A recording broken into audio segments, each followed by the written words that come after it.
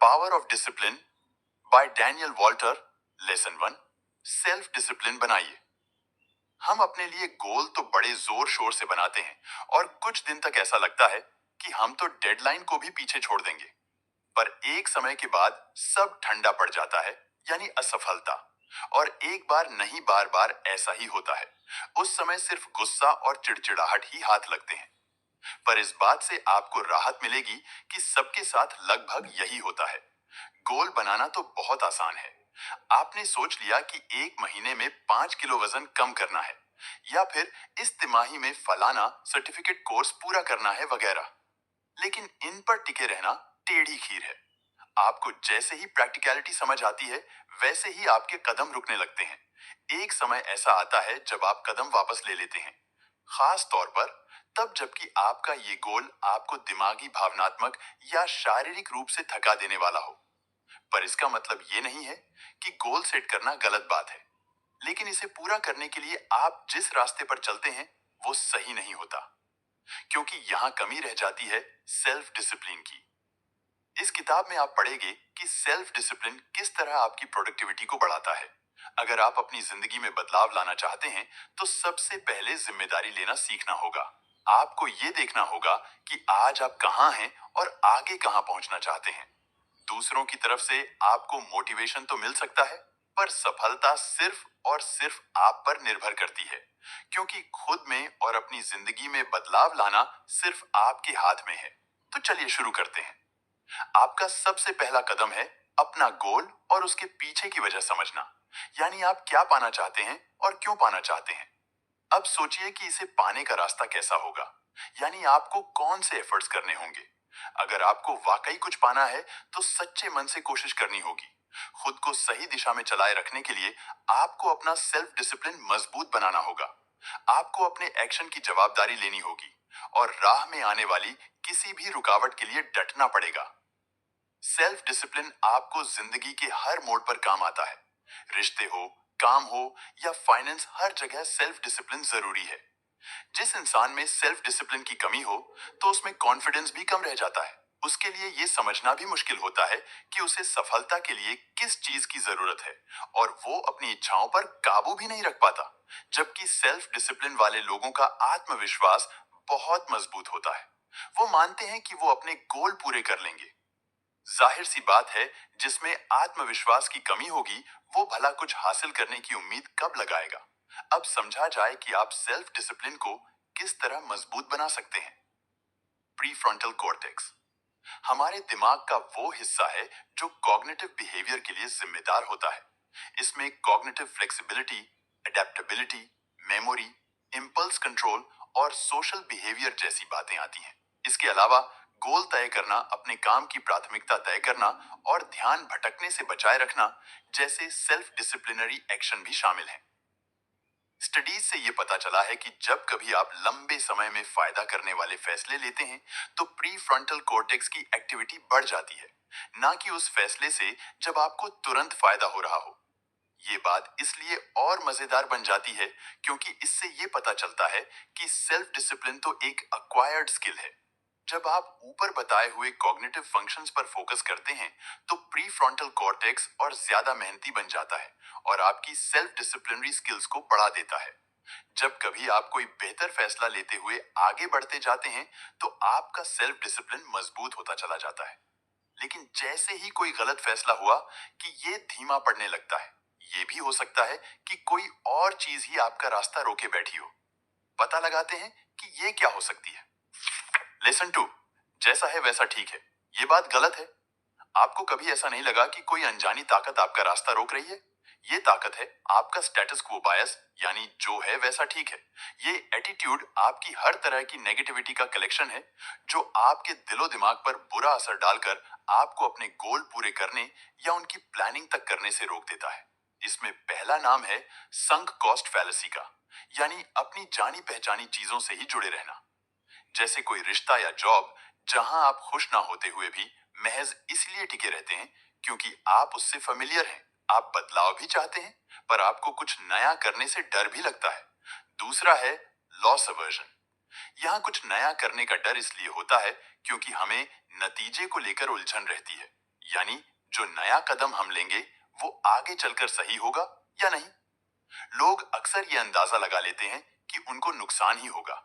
तीसरा है fear of regret, जो बाकी दोनों फैक्टर्स का साथ बहुत मजबूती से देता है। हमें यह लगता है कि असफल होने पर सारी जिंदगी का पछतावा कौन मोल लेगा। आखिरी है मियर एक्सपोजर इफेक्ट। इसका मतलब है कि हम जितना किसी चीज को अनुभव करेंगे उतना ही उसे पसंद करने की संभावना बढ़ जाएगी। आपका स्टेटस क्वो बायस भले ही आपको सेफ मोड में रखता है, पर इस तरह आप अपने गोल से भी तो दूर हो जाते हैं। इसलिए जब कभी ऐसी रुकावट आती है तो सोच समझकर फैसला कीजिए। लेसन 3, आदतें बनाना। वो कौन सी बात है जो सफल और असफल लोगों को अलग करती है? जवाब बहुत ही आसान है। फर्क है आदतों का। वो आदतें जिनका सफल लोग रोज पालन करते हैं। आपको अपनी आदतें बदलनी है तो सबसे पहले यह मानना होगा कि फिलहाल आपकी जो भी आदतें हैं वो आपके फेवर में काम नहीं कर रही हैं, पर अक्सर हमें यह एहसास ही नहीं होता। इसीलिए अपने दिमाग को यह समझाना जरूरी है कि आपके लिए सही क्या है और गलत क्या है। ऐसा करने पर आप अपनी बुरी आदतें दूर करके बेहतर आदतें अपना सकते हैं। सफल और सेल्फ डिसिप्लिन लोगों में कम से कम ये 3 आदतें तो जरूर होती हैं। ग्रेटिट्यूड, सेल्फ कंट्रोल और रूटीन। ग्रेटिट्यूड और सेल्फ कंट्रोल का एक मजबूत आपसी रिश्ता होता है। एक स्टडी में भाग ले रहे लोगों से पूछा गया कि क्या वो किसी टास्क को पूरा करके तुरंत पैसे लेना पसंद करेंगे या कुछ समय बाद। पैसे तुरंत लेने पर रकम छोटी होती, जबकि कुछ दिन इंतजार करके लेने पर वो बढ़ जाती। अब उनमें से जितने लोगों में ग्रेटिट्यूड की भावना ज्यादा होती, वो अपने अच्छे सेल्फ कंट्रोल का परिचय देते हुए इंतजार करने वाला ऑप्शन चुनते। पर ग्रेटिट्यूड का मतलब क्या होता है? बिल्कुल सीधे शब्दों में कहा जाए तो ग्रेटिट्यूड है थैंकफुल और अप्रिशिएटिव होना, जो हमें हमेशा रहना चाहिए। जिंदगी की छोटी छोटी चीजों को हल्के में ले लेना बहुत आसान है, पर हमें इनके लिए शुक्रगुजार होना चाहिए। चलिए, रोजाना सोने के पहले ऐसी 5 चीजें लिखना शुरू कीजिए जिनको आप अप्रिशिएट करते हो। आदतें बदलने के लिए आपको कुछ बहुत ज्यादा बड़ा करने की जरूरत नहीं है। आपको रोजमर्रा की बातों में बस छोटे छोटे बदलाव करने होते हैं, उसमें भी खास तौर पर सुबह और शाम के रूटीन। सुबह की अच्छी शुरुआत हो तो पूरा दिन खुशनुमा और प्रोडक्टिव रहता है। शाम का रूटीन सुधर जाए तो अच्छी नींद आ जाती है। इस तरह खुद अगली सुबह का बेहतर इंतजाम हो जाता है। शाम के लिए ये 2 बातें अपनाई जा सकती हैं। दोपहर के बाद कैफीन मत लीजिए और सोने से 1 घंटा पहले सभी इलेक्ट्रॉनिक चीजें और स्क्रीन से दूरी बना लीजिए। इस तरह रात को काफी सुकून की नींद आ जाती है और सुबह आप तरोताजा होकर उठते हैं। सुबह के रूटीन की बात हो तो बिल गेट्स और ओपरा विनफ्रे जैसे सफलतम लोगों ने 2 बातें शामिल कर रखी हैं। पहला है रीडिंग और दूसरा है प्रेयर या मेडिटेशन। अब जरा इन पर डिटेल में बात करते हैं। Lesson 4, Zen meditation. Zen philosophy Buddha की शिक्षाओं से आती है। ये सेल्फ डिसिप्लिन के लिए एक मजबूत आधार बनाती है। जेन प्रैक्टिस पर चलने वाले मानते हैं कि अतीत या भविष्य से ज्यादा जरूरी है कि आप वर्तमान पर फोकस करें। अतीत पहले ही जा चुका है और इसे बदला नहीं जा सकता। अब ये बस हमारी भावनाओं और यादों का एक पिटारा भर रह गया है, और भविष्य वो तो अभी आया ही नहीं है, और हमें इसकी चिंता करते हुए अपना वर्तमान खराब नहीं करना चाहिए। जब हमारी सोच भविष्य में नकारात्मक संभावनाओं की तरफ झुकने लगती है तो हम वर्तमान को खुलकर नहीं जी पाते हैं। जैन मेडिटेशन हमें सिखाता है कि हम अपने विचारों पर काबू रखकर वर्तमान का पूरा मजा ले सकते हैं। इसका यह मतलब नहीं है कि आप जो चाहते हैं वो अभी के अभी हासिल कर लें। इसका मतलब यह है कि आप ग्रेटिफिकेशन में वक्त लें ताकि आपको लॉन्ग टर्म रिजल्ट्स का आनंद मिले। जैन मेडिटेशन से आपका तनाव कम हो जाता है, आपके अंदर शांति आ जाती है और डिसीजन मेकिंग भी बेहतर बनती है। इसकी ब्रीदिंग टेक्निक आपको हर तरह की परेशानी में भी शांत रहने में मदद करती है। आप अपने विचारों को अच्छी तरह समझने और फिर उनके मुताबिक चलने की ताकत भी पाने लगते हैं। जब आप लगातार जैन मेडिटेशन का अभ्यास करते हैं तो मन की शांति मिल जाती है, पर मेडिटेशन इससे कहीं ज्यादा है। अगर आपने पहले कभी मेडिटेशन नहीं किया हो या फिर मेडिटेशन करके भी कोई नतीजा नहीं आया हो तो आप जस्ट सिटिंग से शुरुआत कर सकते हैं। कुर्सी या जमीन पर सीधे बैठ जाइए। पद्मासन लगा सकें तो और भी अच्छा है, लेकिन बिस्तर पर ना बैठें, वरना आपको नींद आते देर नहीं लगेगी। याद रखिए, आपको सोना नहीं है, मेडिटेशन करना है। अब अपनी मसल्स को ढीला छोड़ दीजिए और आंखें खुली रखिए। पीठ सीधी कर लीजिए, पर आपको बहुत ज्यादा तनकर नहीं रहना है।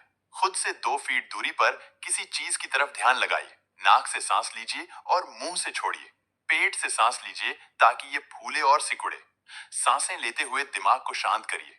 इस तरह सांस लेने पर किसी एंजाइटी के दौरान भी आपको बहुत राहत मिलेगी। आप शिकंतांजा तकनीक भी अपना सकते हैं। ये ऊपरी तौर पर जस्ट सिटिंग की तरह ही है, पर दिमागी तौर पर इसमें फर्क है। इसमें आपको अपने दिमाग में हो रही हलचल पर फोकस और छानबीन करनी होती है। आप जो भी सोच रहे हो उस पर खुद को जज ना करें। बस ये पता लगाने की कोशिश करें कि आखिर इन विचारों का मतलब क्या है। इस तरह आप खुद को इतना मजबूत बना लेते हैं कि किसी भी नेगेटिव विचार या इमोशन का आपके ऊपर कोई असर ना हो। इससे आपको अपनी एनर्जी सही जगह लगाने में मदद मिलती है। रोजाना मेडिटेशन करते रहेंगे तो आपकी एकाग्रता बढ़ेगी और मन इधर उधर नहीं भटकेगा। आपको 1 हफ्ते के अंदर ही फर्क नजर आने लगेगा। लेसन 5, अपने नेगेटिव इमोशन का इस्तेमाल करिए।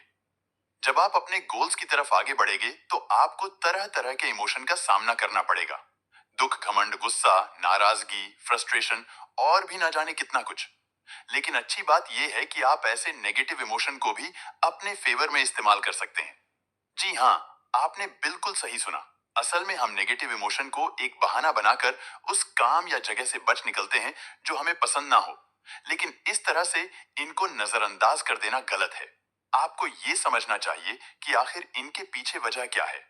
जब आप किसी चीज पर अपना वक्त और एनर्जी दे रहे हो और नतीजा आता हुआ ना दिखे, तो दिल छोटा पड़ना बहुत स्वाभाविक बात है।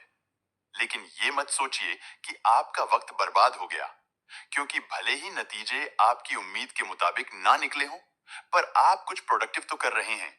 जब कभी आपको ऐसे इमोशन महसूस होने लगे तो इनको लिखते जाइए और देखिए कि क्या आपको एक बार फिर से अपने गोल्स को जांचने परखने की जरूरत है। अगर जलन की भावना आए तो खुद से इसकी वजह पूछिए।